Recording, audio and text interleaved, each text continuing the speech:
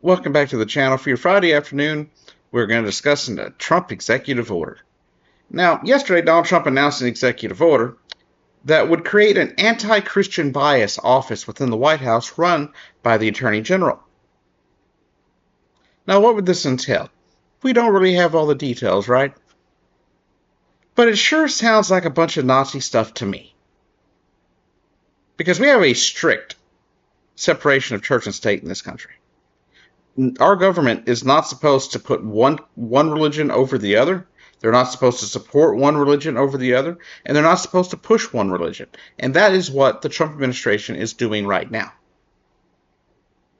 By creating this office through an executive order, he is literally saying the Christian religion is the only religion that matters in this country. That's what he's saying. Because what this will turn into is trying to, charge people with crimes and stuff like that if they speak badly of Christianity. Now, let's be very clear. Christians in this country are not persecuted. They are free to live and worship as they wish, just like every other religion in this country. Unless you're not breaking some sort of law involving children and things like that, religions are allowed to exist. Their churches are tax-free. So Christians are not being persecuted here. They're being held accountable for their racist actions that they try to disguise as Christianity. Right? Because here's the thing. If you're a Christian and you know your religion, you understand that it's not your job to dictate to other people how they live. That your religion is your religion. You're supposed to follow Christ, not everybody else. That's what your religion is. What your book says is what you can say is good for you. But you don't get to say what's good for somebody else. Right? Now, yeah, we have different laws on the books that allow people to do different things. Right? Right now, abortion is technically legal in some states still. Right? If you don't want an abortion because it's against your religion, you should be able to have an abortion. You shouldn't have to worry about it. Right?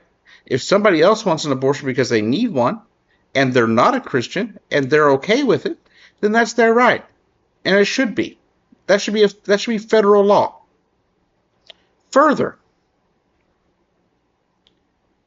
if you are a Christian and you don't support abortion, don't have one. If you're a Christian and you claim that your religion it does not allow for gay marriage or gay people, then guess what? You don't be gay. You don't get gay married. It's that simple, right? If you believe your book says that trans people are wrong and shouldn't exist, guess what? Okay, you don't be trans. If you have those feelings, if you feel that you're trans, don't follow through with them. Live your sad, miserable life. That's up to you.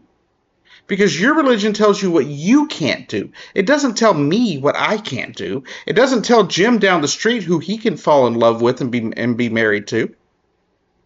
Right? It doesn't tell Jill down the street that she can't be married to her wife. It says you can't do that.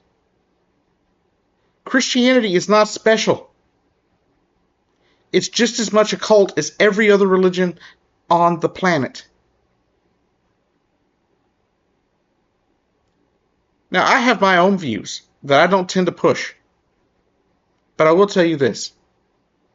There's been more bloodshed and more war caused by religion than anything else on this earth. And that's just the honest to God truth. I have my own personal views. I let other people have their own personal religious views.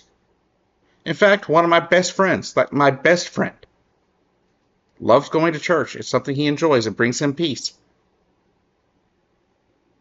And I don't say a damn thing about it. Why? Because that makes him happy. That's good for him.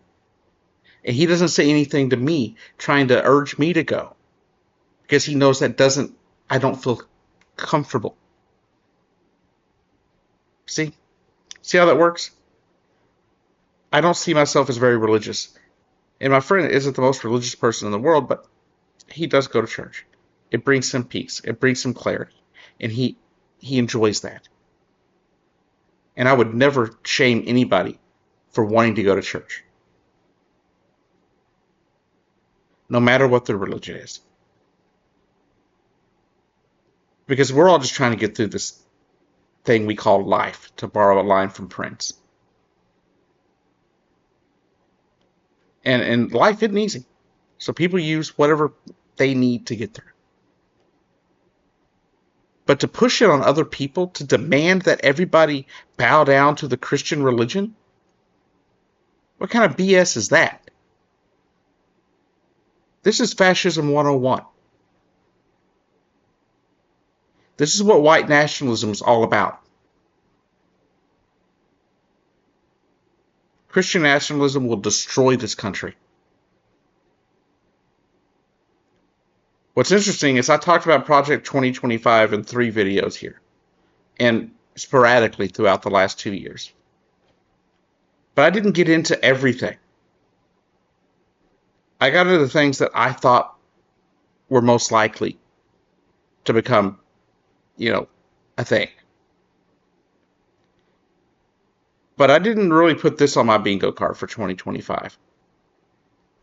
I thought it would take a lot longer before he built to this. But I can tell you right now, this is not going to end well. If the courts don't block this from happening, this is going to be bad for people who aren't Christians. You remember that line he gave during the election? I played the video of it, of him saying that he loves Christians, and if Christians vote for him, they'll never have to vote again. This is the start of that. And I don't mean to be dreary or sad or scary. I don't mean to be an alarmist.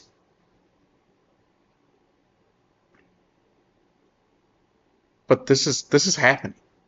This is what's going on right now in our world, in this country.